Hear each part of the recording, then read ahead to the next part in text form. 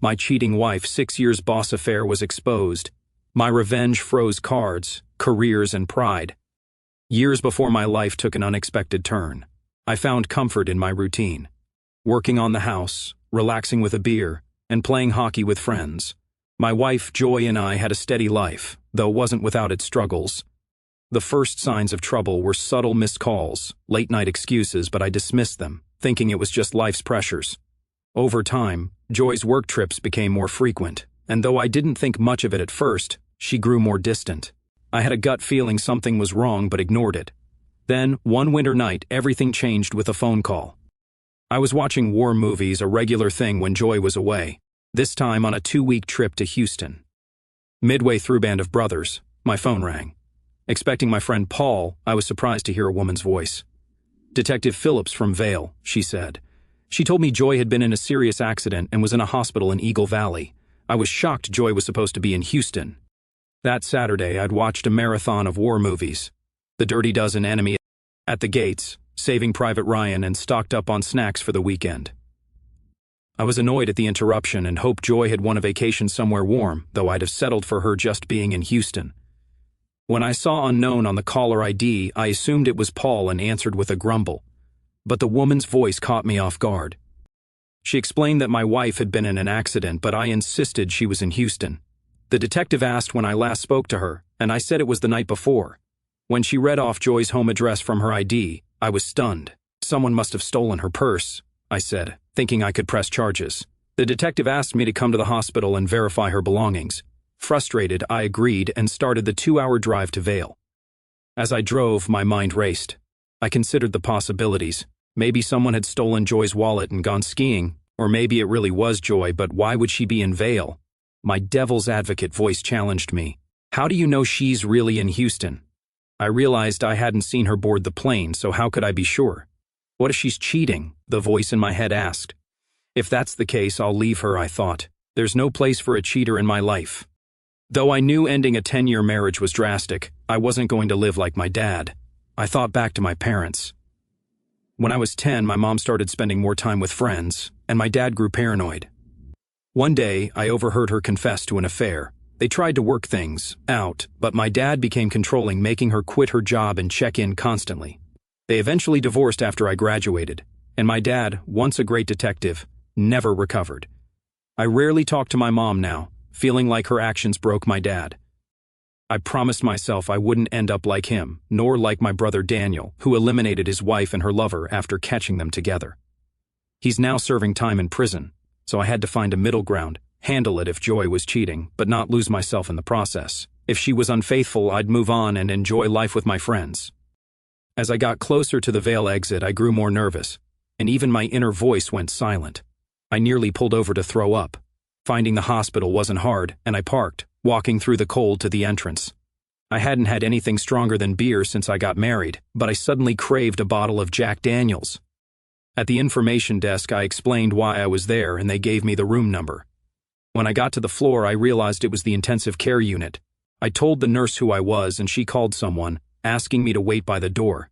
Inside, I was met by a short blonde nurse whose uniform strained against her chest. "Your wife is sedated," she said softly. If it's even her, I thought, but I kept calm and listened. "She's badly injured and might not look like herself. She won't hear you, but I want you to be prepared." I wasn't sure if I was ready. "I'll be fine," I said, my voice cracking. "Let me in." What I saw on the bed shocked me. The woman's chest rose and fell, and while her height and build matched my wife, I couldn't recognize her face. "Did she hit every tree on the mountain?" "Oh no," the nurse replied. "She didn't ski. Someone knocked her up and left her in an ambulance this morning." "Knocked her up?" "Faithful wives don't end up knocked up and abandoned," my inner voice agreed, but I didn't know enough to react. "I can't say if this is my wife," I told the nurse. "Maybe this will help," she said, lifting the blanket to reveal the woman's left thigh. There it was, the tattoo. I hadn't seen many women with Jiminy Cricket inked on their inner thigh. She got it before our wedding, claiming it symbolized her parents, Jim and Yvonne, though I never quite believed that. Still, it was proof enough. This was Joy. Seeing her lying in that hospital bed was hard. The only other time I'd seen her in this much pain was the day I met her. It was after a Tool concert. My friends and I had a case of beer in the van for the after party when a girl came over asking for a beer for her boyfriend. Chad told her, "You can stay and have a drink, but we're not giving him one." She left, and a few minutes later I heard screams. I ran over and saw her getting knocked around by a guy small, with a serious case of small man syndrome. He was yelling, "Where's my beer, you witch?" while striking her. No one was helping, so I stepped in, pulling him away by his collar. He threatened me, but I wasn't scared. When he tried touching her again, I knocked him out and helped her back to our van, where Chad was ready with an ice pack.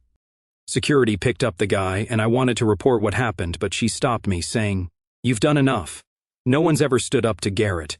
He'll probably go back to Wyoming now." She was beautiful, even with her gothic look. We took her home after the party. Chad, noticing something, said, "I think she's into you." I brushed it off, but later found she had left me a note with her number. "Call me, Joy."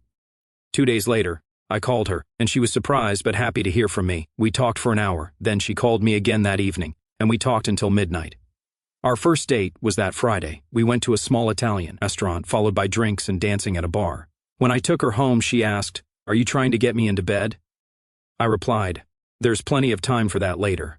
I like to wait a few dates, it's more interesting that way." I kissed her on the cheek and went home, not seeing her again for 3 weeks. I didn't want to admit it, but sleeping with women after the first date always seemed to end badly, so I became paranoid. We talked on the phone whenever we could, but our schedules rarely aligned. When we finally had a free weekend, her aunt passed away, and she flew to Florida for the funeral. The weekend after her return, we went to the movies. When I picked her up, her father, Jim, greeted me at the door. He seemed friendly at first, asking about my job and background, but then suddenly said, "You're a much better match for Joy than that loser. Too bad he won't meet me," he muttered.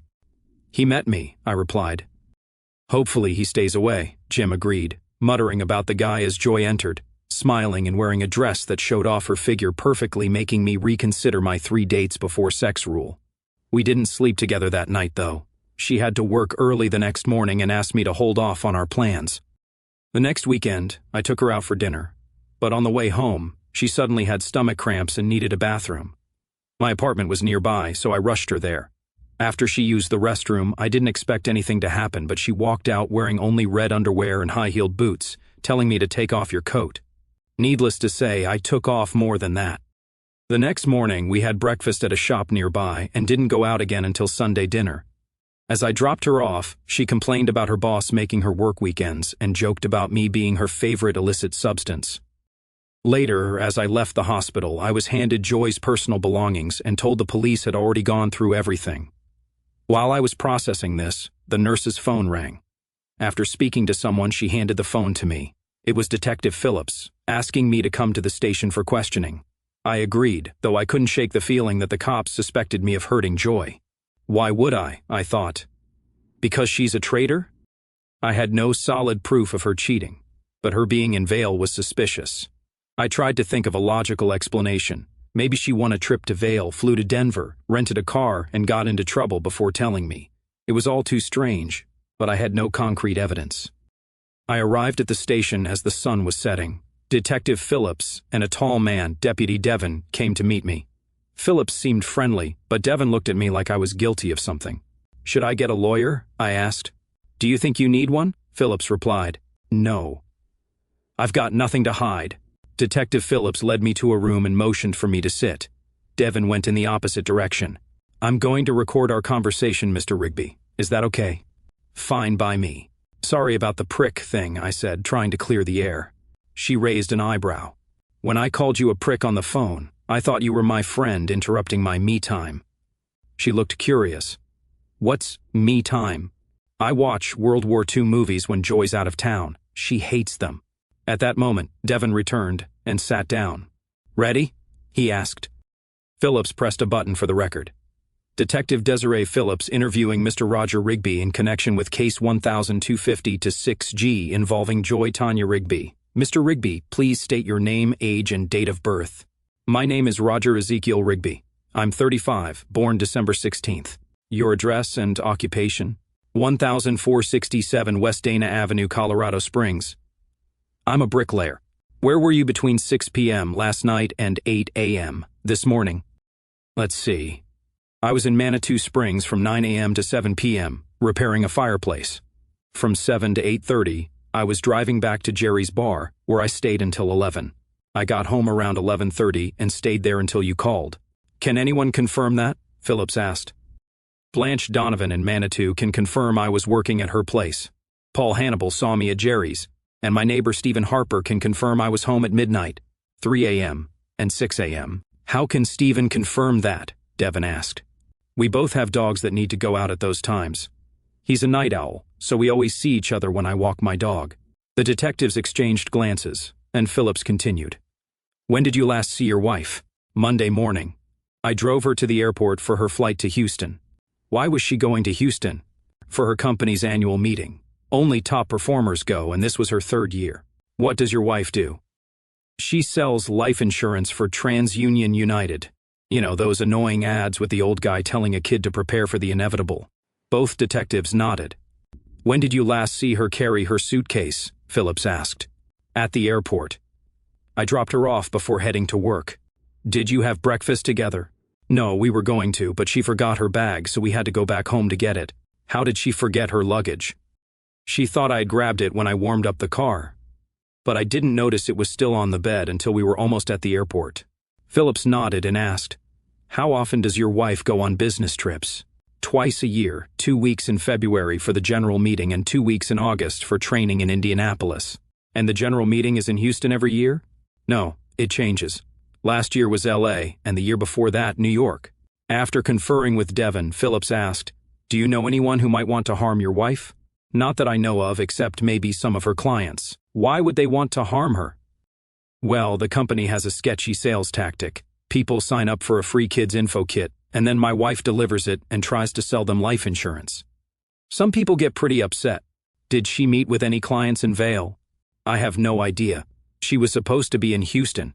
Do you think she could have been with someone in Vail? I sighed and gave the detectives a list of Joy's colleagues. Some of them might have traveled to Houston with her. Maybe they can explain why she wasn't there. Devin sighed and looked at Phillips, who seemed satisfied for now. You can go, Mr. Rigby. Are you heading home tonight? Phillips asked. No, I'll find a motel. After their usual, we'll be in touch. I left the station, driving back to the hospital. I realized I had more questions than answers. Was Joy playing me? Less than a week ago, I dropped her off at the airport for her Houston trip, and now she was in a hospital in Vail. At the hospital, I was told visiting hours were over and I could return at 7 a.m. I asked the guard for hotel recommendations, and he joked in Vail during ski season, cheap means staying with relatives. I laughed politely and walked to my car. Remembering I still had Joy's belongings, I checked the inventory list, but didn't find what I was looking for. Among the items not returned was a prescription bottle of Percocet, which Joy had left over from dental work. Why was she still carrying those pills? And I noticed her boots. Joy always carried them on trips, and I remembered she used to hide a key card inside. Sure enough, I found one, but it was completely blank, no logos or identifying marks. Now I had the key to her room, but where was her phone? It wasn't listed in the inventory or in her purse. That was a good sign. A while back, my neighbor Stephen developed a phone tracking app after his partner kept losing his phone. Joy had lost hers before, so I had the app installed on her phone too. I opened the app, entered her number, and saw I was 4 miles away from her phone. I started the car and followed the directions up the mountain, arriving at a ski resort filled with luxurious lodges.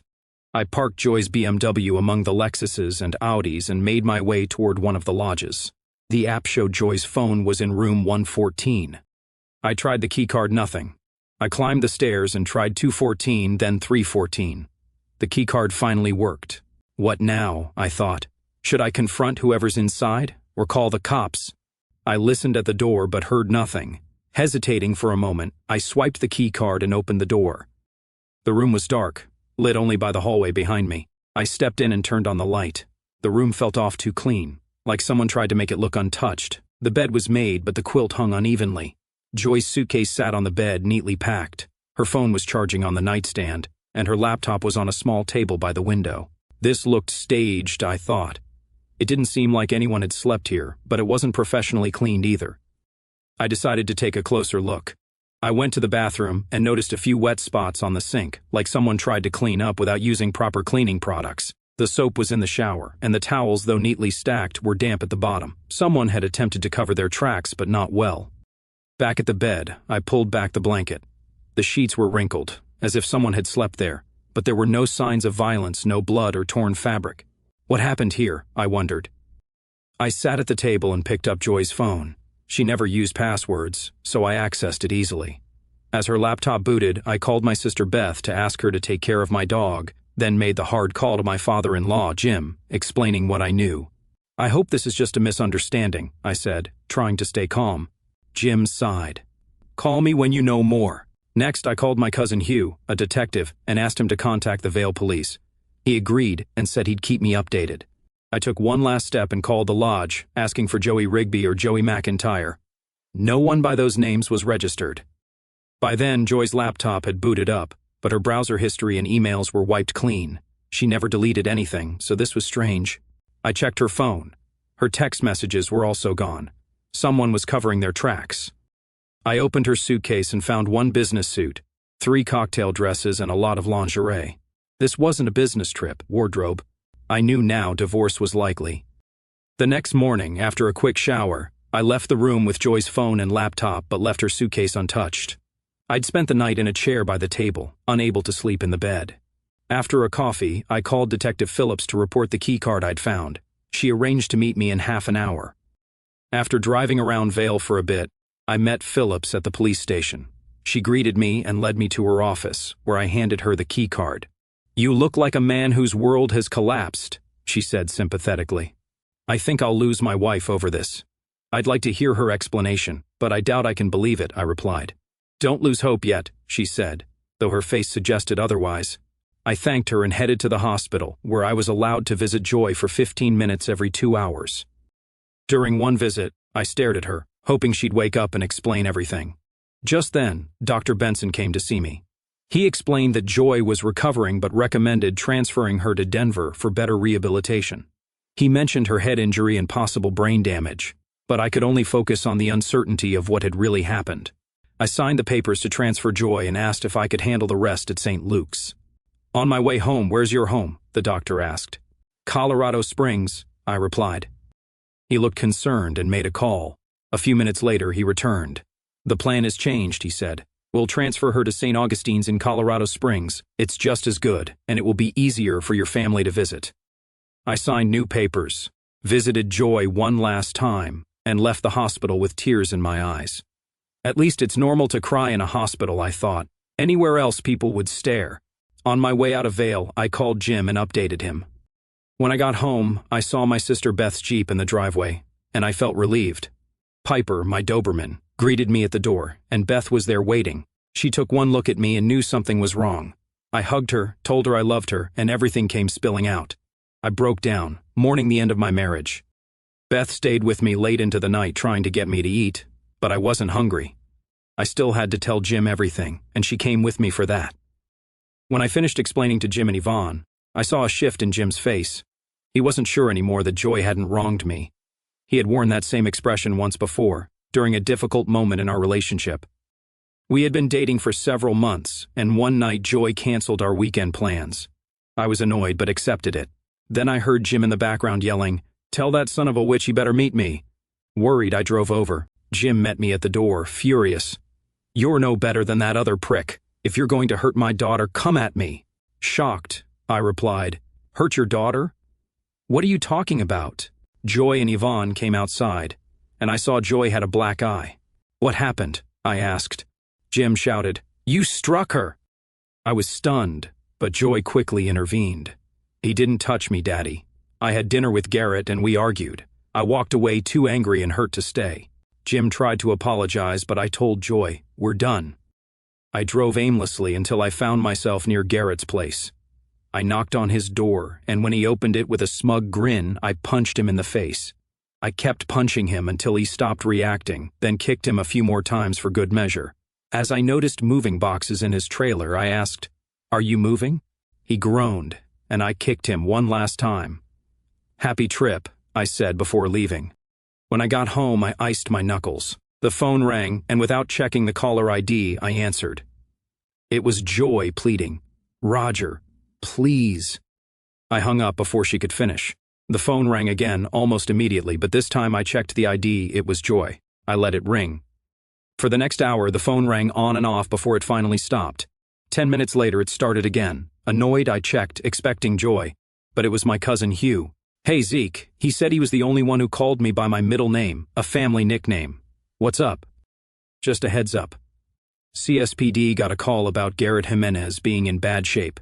He told the cops some big guy kicked his ass. You wouldn't know anything about that, would you?" I laughed. "Nope, no idea.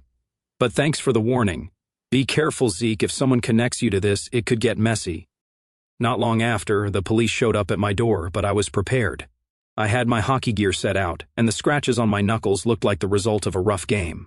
I told the officer I'd been practicing, and since I played for a police-sponsored team, he seemed satisfied. On Saturday, I skated hard, preparing for the upcoming season. When I got home, I saw several notes pinned to my door, mostly from Joy, but one from Jim apologizing for assuming the worst and asking me not to hold it against Joy.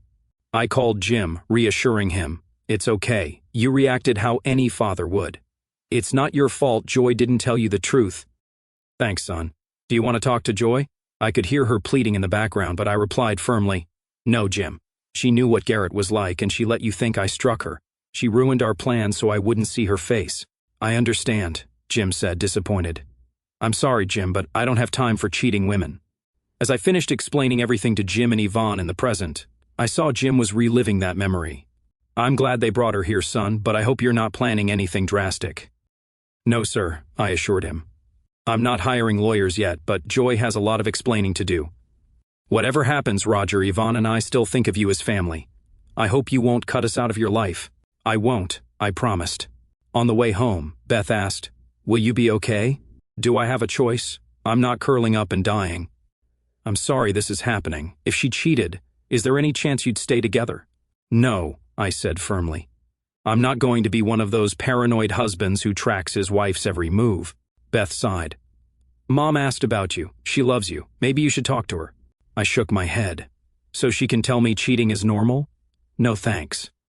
Beth was protective of Mom, especially after our brother Daniel went to prison. She had asked me to visit more, but after one visit where Mom defended Daniel's choices, I left. I wasn't going to accept someone telling me cheating was okay. "I just don't want you to make a decision you'll regret," Beth said gently. "Don't worry.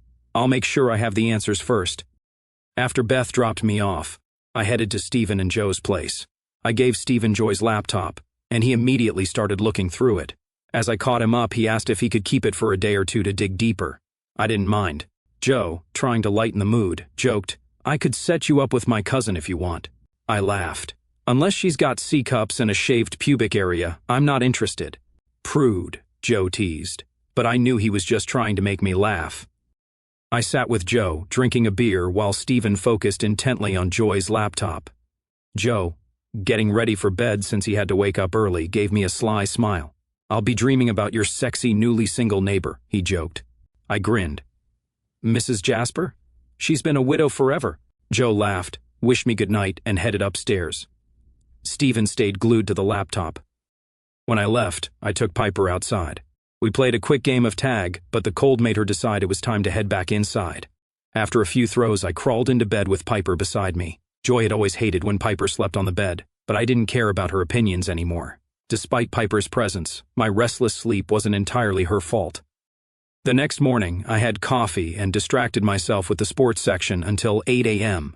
By 9 a.m., I was sitting in Bernie Jagg's office, Joy's boss. "What can I do for you, Brian?" Bernie asked cheerfully, though he always called me the wrong name. I ignored it. "Can you tell me why my wife would leave the Houston convention and go to Vail?" Bernie looked puzzled. "Vail? I didn't send her to Houston. That meeting was for newer agents, not managing agents like Joy." I felt irritation rising. "What about those training meetings in Indianapolis? Those are only a few days long. We leave on Sunday and return by Thursday." Something clicked, and I asked, "Has she been taking 2 weeks off and staying somewhere else?" Bernie looked uncomfortable. "Roger, sometimes people make choices that are hard to understand. I'm sorry if this news hurts." Anger flared inside me. "Who is she with?" Bernie hesitated. "Promise me no one gets hurt." I stared coldly. "Bernie, my wife is in a coma. I won't hurt anyone." He sighed and gave me the name. My heart sank. That little weasel. An hour later, my cousin Hugh called. "How are you, Zeke?" "I'm all right. What's up?" "We found out who rented the room Joy was staying in. We'll invite him in for questioning, and if he refuses, we'll arrest him. Can I be there when you question him? Jeb's already agreed. I'll call you when it's set up. I spent the next few hours at the hospital, meeting with Joy's brain injury team. Part of me wanted to abandon her, but I knew I didn't have all the answers yet. Jim and Yvonne arrived an hour before Joy's transfer from Vail. I told them what I had learned. Jim was shocked, and Yvonne begged me to wait before making any final decisions. I promised I wouldn't harm Joy, but I wasn't sure if waiting was the right move. When Jim asked if I could get through this, I answered honestly, I don't know. I can't trust her anymore. I saw what mistrust did to my dad, and I don't want to end up like him. Yvonne, hopeful, said, "But you've taken her back before." "Yes, but we weren't married then, and she wasn't lying to me like this," I replied. I didn't see Joy for 3 weeks after the fight with Garrett. By the middle of the second week, she stopped calling. A week later, when I stopped avoiding calls, I realized we hadn't officially declared our relationship exclusive. She was still seeing Garrett. I didn't call her, and she assumed we were a couple, but the fact that she let her dad think I struck her was a deal-breaker for me. After hockey practice, as I was heading to my apartment, I found Joy sitting by my door. "I didn't answer your calls, so you came here?" I asked. "Do you have to be such an asshole? I missed you." "Oh, really? Maybe you missed it while your boyfriend was still in bed. So you're mad about Garrett?" "No, that's not what bothers me. I'm pissed you let your dad believe I struck you." I walked inside, and she followed me. "We never agreed to be exclusive, so I can't be mad about you sleeping with him, but I'm mad I didn't see things clearly sooner." I tossed my gear aside and continued. "We had some good times, but you seem to prefer guys who can't handle their issues and knock you around. Fine, I'm done." "Are you finished?" she asked, crying. "Oh, I'm done. I just don't get why you're still here. Listen, I'm sorry I let my dad think you hurt me. I canceled our date so you wouldn't do something that would get you in trouble. I left my phone at home when I went to see Garrett. You don't owe me an explanation. I'm done." "No, you need to listen. I went to see Garrett because he was moving to Wyoming. When I refused to go with him, he knocked me around. I hit Julie and went home to call you, but my dad saw me first. You know the rest." "Okay, I listened.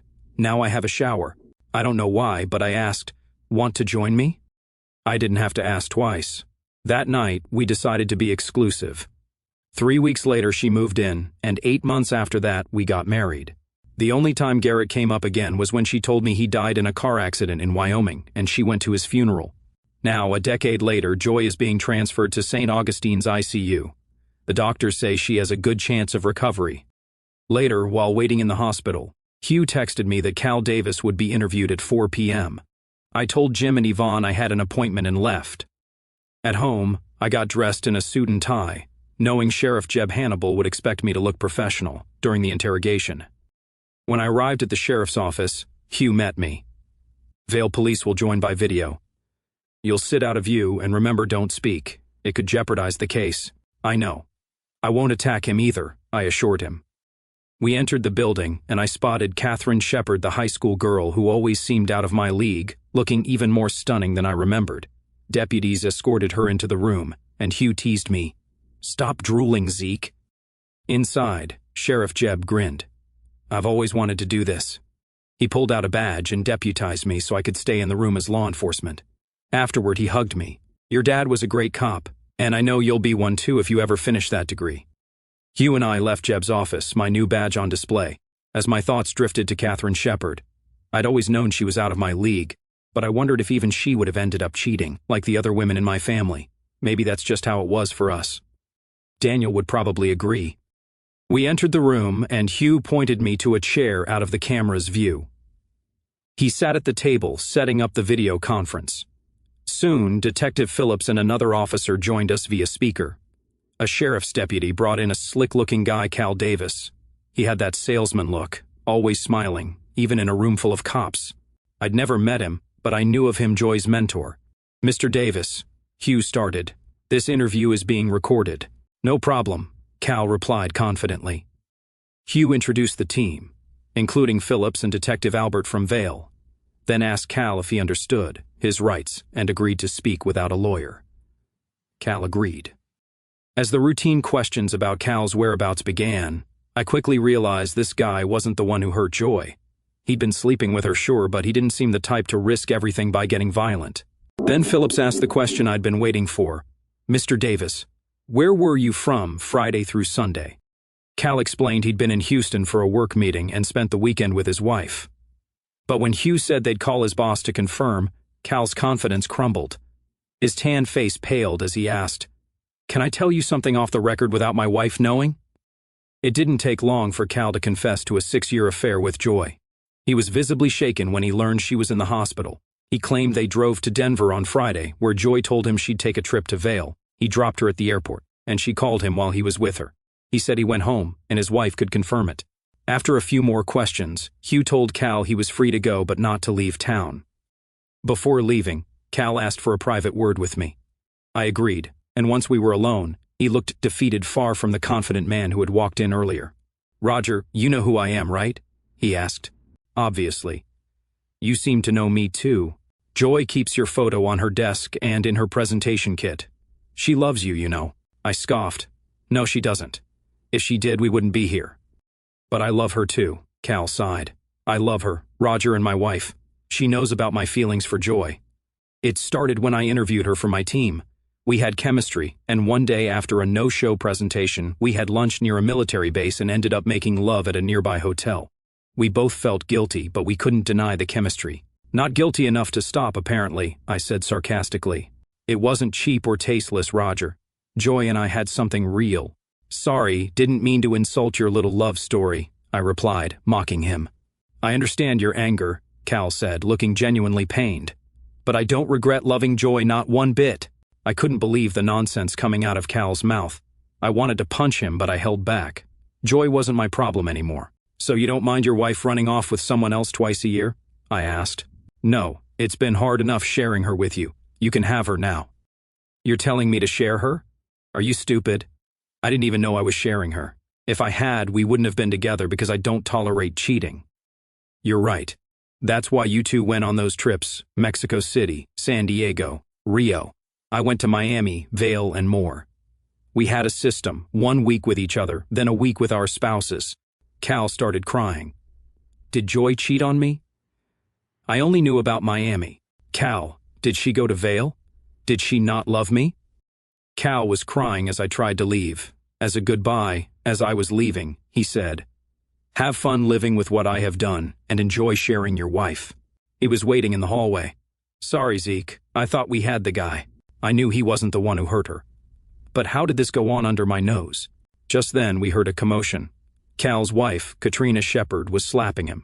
"You cheating prick, don't come home." As she passed me, she hugged me tightly, sobbing. "I'm so sorry." "It's not your fault. We just married cheaters," I said. She laughed through her tears. I wiped one away and said, "I hope things turn out okay for you." "Good luck to you too, Roger," she said, kissing me on the cheek before leaving. I looked at Hugh and said, he had that at home, but he needed Joy. Some guys just want what they can't have. Hugh replied. We headed to Jeb's office, where I returned my badge and listened to the usual lecture about becoming a cop. I'd heard it all before, but maybe someday I'd listen. The next few days were stressful. I spent Tuesday finding a lawyer to protect me in the divorce. Thankfully, Joy and I didn't have kids. Piper was mine, and the house belonged to her grandmother, so I didn't need to fight for it. My brother and I inherited my dad's house, and I was glad I didn't have to move into some cheap apartment. Joy had been angry when I fought to keep the house after Daniel's arrest, but I knew it was worth it now. I was glad I had it. Late Tuesday, I went to the hospital. Jim was there, and when he saw me, he just shook his head. "How long?" he asked. 6 years at least since she started selling insurance, I replied. "But there might be more. I can't believe my daughter did this." "Me neither. I wouldn't have married her if I knew." I told him everything Cal had confessed. Jim sighed. "I always wondered why she stopped taking photos on her trips. She used to take pictures, everywhere, even in Denver. Why didn't I notice?" "I didn't either," I told him. "I wouldn't visit the hospital anymore. I can't talk to her again." Jim understood and asked if I'd stay at the house until Joy recovered. I agreed, telling him I wouldn't file for divorce until she was better. I realized I'd miss him and Yvonne. They treated me like family, and it wasn't their fault they raised someone who betrayed us both. On Wednesday, I spent the day working on a chimney repair and had a hockey game in the evening. I played rough, spending much of the first period in the penalty box. After another penalty in the second period, The coach, a close friend of Paul's, pulled me from the game, knowing I was dealing with personal issues, but not wanting me kicked out of the league. When I got home, I was in a bad mood from the loss, blaming myself for letting personal problems affect my performance. My teammates wouldn't let me take the blame, and a few even offered to go after Cal for me, though I might not have refused clearly enough. After letting Piper out, I was about to go back inside when Steven called out, saying he'd come over soon. I figured he'd found something on Joy's laptop. The previous evening, I'd gone through our bills and statements, but nothing seemed suspicious. The only odd thing was that Joy had been calling her friend Fiona more often before her trips, usually once a month, but more frequently as the trips approached. I suspected Fiona knew more than I did, but I couldn't reach her when I tried calling. I also regretted not having Joy's phone. Steven arrived, looking excited. "What did you find?" I asked. "Grab a beer, and I'll show you," he said. We sat at the bar as he opened Joy's laptop. "Whoever erased the data knew what they were doing," Steven said. "There are programs here that let her use the internet without leaving a trace. Luckily, I had help from a friend in the Department of Defense." "Is Joy some kind of computer genius?" "No, she uses the same password for everything. Someone else set this up. I'm thinking Fiona." Steven found that Joy had hidden email and bank accounts. I told him about the trips I'd learned of from Cal, and his eyes widened. He also discovered love notes and deleted emails, some addressed to Cal, others to someone named Garrett. "Son of a bitch," I muttered. Steven showed me how to access the hidden bank account, which had over $10,000. I arranged for the funds to be transferred to our joint account and closed the secret account. I also changed all the contact info, so I'd be notified of any activity. Later, I called Detective Phillips even though it was late. I told her about the bank account and how a debit card was missing from Joy's belongings. I also gave her a description of Garrett and where the card had been used recently. "Thanks for the info," she said. "You know, you should consider being a cop." "I hear that a lot," I replied. We said goodnight, and as I hung up, I envied and pitied her husband. Being married to a cop wasn't easy, as I'd seen with my own parents. The next morning, I took Piper outside and saw Steven again. "Hey, Steven still have access to the DMV databases?" I asked. "Always," he replied with a grin. I gave him a name to look into before saying goodnight and heading inside, exhausted from the long day. The next morning, Jim called to say the doctor expected Joy to wake up soon. "Have you thought about forgiving her?" he asked. "No," I said, explaining that I kept uncovering more lies. He was devastated when I told him about Joy's affair, but I didn't mention the secret bank account. Later, Steven arrived with news. "You won't believe this," he said. He showed me that Joy hadn't lied entirely about going to Garrett's funeral. She had gone to Laramie for Fiona's funeral, Garrett's sister. That's when their affair likely started. It got worse. The year Joy called me to meet her in Miami, Garrett had been in jail for petty theft. His parole prohibited him from leaving Colorado, which explained why their trips became more local. I called my lawyer to share my plan, and he assured me it could be handled legally. Now I just had to wait for Joy to wake up. 2 weeks after coming out of her coma, Joy was questioned by the police. I followed Detective Phillips and Detective Albert down the hallway. Garrett had been arrested after trying to intimidate a bank employee into giving him money from a card issued to Joy Rigby. The bank had flagged the card as stolen, and security detained him until Denver police arrived. His parole officer was also interested in why he had left Denver without permission, so he was taken into custody. When Phillips and Albert entered Joy's room, I stayed in the hallway, but Hugh convinced them to let me listen in. Detective Phillips even asked if I had any questions. I had a million, but I chose to let them handle it. As they introduced themselves, Jim asked if they wanted the door closed. Phillips explained they couldn't lock the door since Joy wasn't under arrest, but they had posted someone outside to prevent eavesdropping.